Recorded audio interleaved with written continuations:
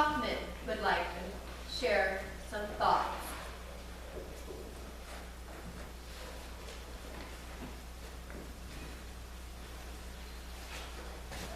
Thank you.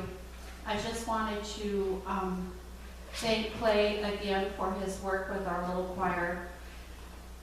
It's pretty amazing that a dozen women can come together on a Saturday morning, and in 1 hour he has whipped us together so that we can sing and not chase you from the sanctuary.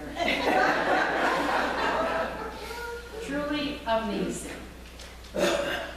Like Connie, I grew up in a church. My mother made sure we came to church as regularly as possible. Of course, living on a farm, things would come up and we may not go. So I grew up here. It was just a part of what I did. UMW.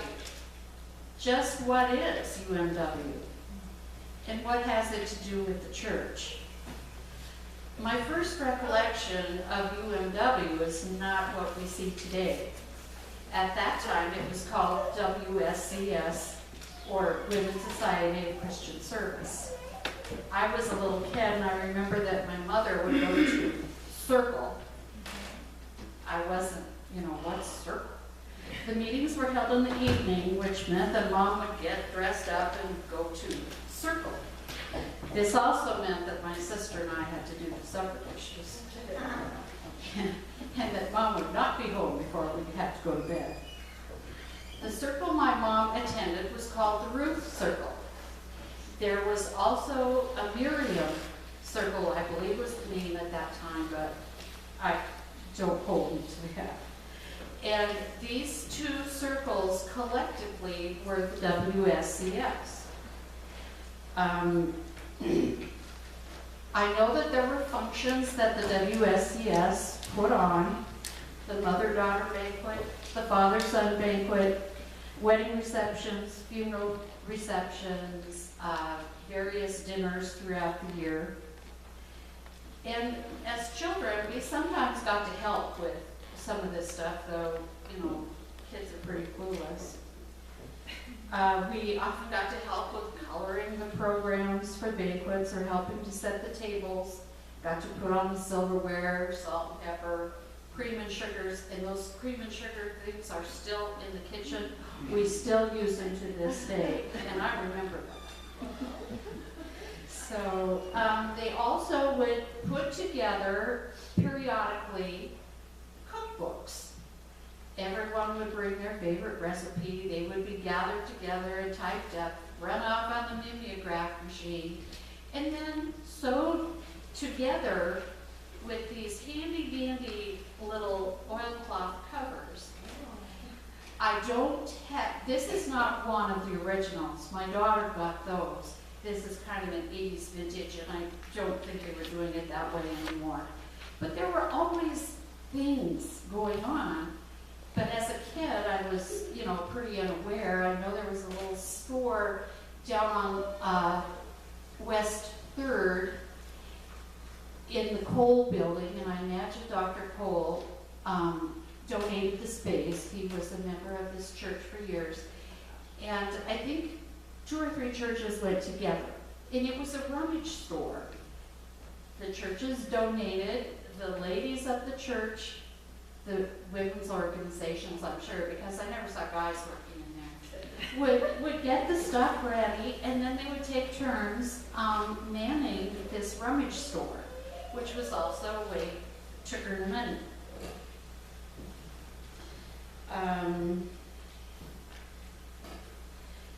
I was really unaware of what the WSCS did. I knew it was the women. I knew that my mother went. And that they seem to be a fairly powerful group, because if they wanted things done, they helped to make sure that that happened. For instance, our Memorial Prayer Chapel, I believe that was an idea of one of the WSCS women. The Loaves and Fishes Fund was established. It was an idea of one of the women too. And then of course, like most teenagers, who was going to school, kind of tended to believe in the science aspect of the world and kind of step back. But as a young mother with children, it became important to me, like Connie's mother, that my children that they go to church, that they knew what was going on. So as toddlers, I started to bring them to church. I became really aware of what UMW does when we had a tragedy in our family. I was 30 years old, and my husband died in a car accident. And I had 2 kids, a baby and a toddler. And the word got out. It was a Friday. I was up at my mom's, and apparently the UMW was having a potluck that day.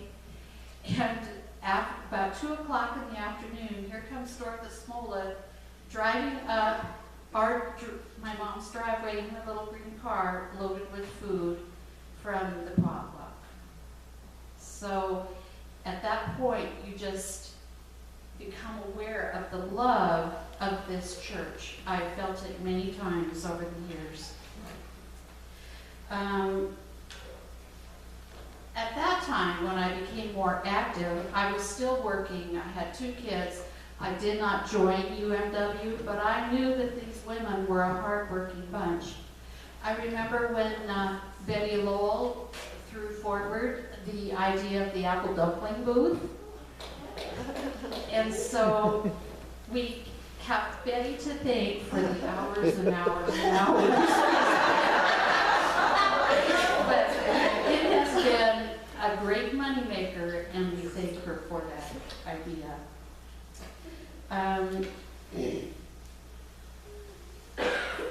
I was working at the time, and one summer, my day off happened to fall on apple dumpling making day. So I thought, well, I'll just go and help. That was a very eye-opening day for me. The kitchen was crawling with women, and apple peels were flying. That year, they spent 2 days making apple dumplings. I believe there were 1,200 that they made. It was just inhuman the time that was spent doing that. The dumplings, making the dumplings themselves is labor intensive, and then you have to sell them. So that was part of that. There was also a bazaar, again, because I wasn't attending. I didn't have my finger on the pulse of anything, but I would make things, some quilted projects or some kind of cross stitch or whatever. And my mom would break it down, and they would be able to be sold at the bazaar. So I did that. I worked shifts in the apple dumpling booth because it was a Saturday and I wasn't working. I knew the women of this church worked very hard. I had been, exposed to that a little bit. But my involvement was superficial. I had no idea what the money was spent on because I did not attend meetings, but I do know that it was well known that the UMW had money. Didn't know what they did with it, but they always seemed to have money. So when I finally retired from working, just a few short years ago, I decided that it was now my turn to participate with the other women who were stalwarts in this organization. I attended a meeting, joined, and boy, were my eyes opened. I was amazed to learn that thousands of dollars that UMW worked so hard to earn all went to missions. There are local missions, there are state missions, national and international missions receive the money that UMW works so hard to earn. And the rule is that the money has to be spent at the end of the year. You don't carry balances forward to the next year. So when you hear about these thousands of dollars that UMW has earned, it all goes to missions. That's what it is. So I learned about the gratitude of many of these missions. Yes, when you send money to Encore, you're not going to get a personalized thank you note. But when you send money locally or statewide, you get thank you notes from grateful organizations for what has been contributed by this women's organization. Throughout the year, we have special projects that are brought up that maybe a member feels we need to make a donation. We have a special missions fund, and the women vote on that, and we make donations to various organizations or fundraisers. I learned that our UMW has been an honor unit in the statewide UMW for several years. That means that we have participated in reading groups, we attend conferences, we attend the women's retreat that is held every couple of years. We have ladies who attend Mission U. All of these things count toward being an honor unit, and we have been one for many years.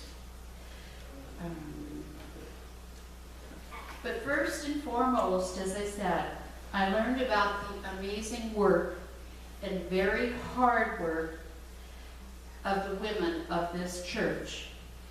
The apple dumpling preparation and sales, the bazaar, the rummage sale are all hard work, requiring many hours of standing, often on concrete floors. And this is not all.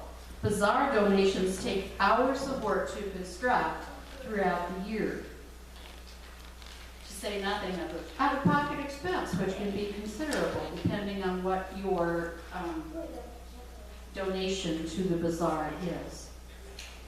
And this has been going on for decades. UMW has come a long way since the organization was founded almost 150 years ago, and each of the 6 women at that initial meeting pledged 2 cents per week to provide a teacher and a nurse to go to India. It all started with the women of the United Methodist Church, and it continues now.